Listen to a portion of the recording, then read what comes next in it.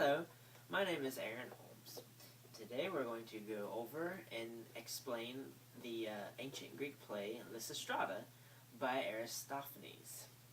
This is my personal copy of it. This is a Penguin Classics copy. Many other different translations. This one works for me. So this play is a Greek comedy written for the festival of Dionysus, one of the Greek gods.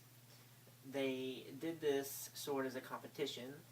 They would have dramas and comedies, but this is how theater came to be. They started with simple festivals of Dionysus, and as it progressed, they went from just singing on to adding some lyrics to dialogue, which in turn turned into the modern theater. This particular play is a comedy, and it is written about during the Punic Wars. It takes place, the main character is the title name, Lysistrata. She is a Greek woman who is extremely tired of her husband not being home.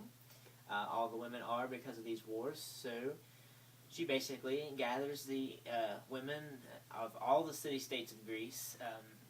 At this time, there wasn't just one big Greece. They were all kind of just city-states that kind of worked together, and they knew they were Greek, but they didn't. It wasn't one combined country. It was, Athens was Athens, Sparta was Sparta, and so on. But basically, one aspect of it being a comedy is the fact that the women kind of rise up and decide to take control.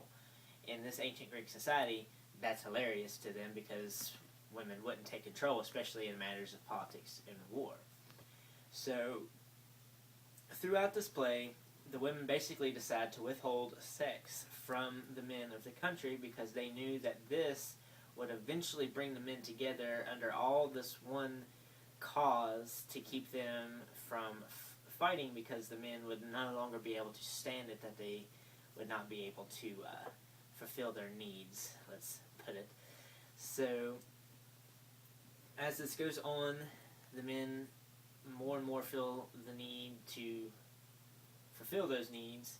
The women continuously tease and withhold, because part of this is more than just withholding. They're actually doing everything they can to make the men want it even more, to the point that the men can't take it anymore, and they finally meet and sign a peace treaty to end this, just because the women are withholding sex from them, and they just can't take it anymore. So they sign the peace treaty, and obviously there's a lot more to this. There's men with erections walking around because they haven't fulfilled those animalistic needs that they have, so they are internally erect, and because of this, which leads them to meeting, signing the peace treaty, and joyously singing off in peace, with the women completing their goal, and ending this war between Athens and Sparta. It's extremely significant in culture. It was one as a celebration of one of their gods. This is how they celebrated them. Two, to see how it's funny. Obviously, there's very funny parts in it. There's lots and lots of sexual humor, plus, like I said, men walking around with erections.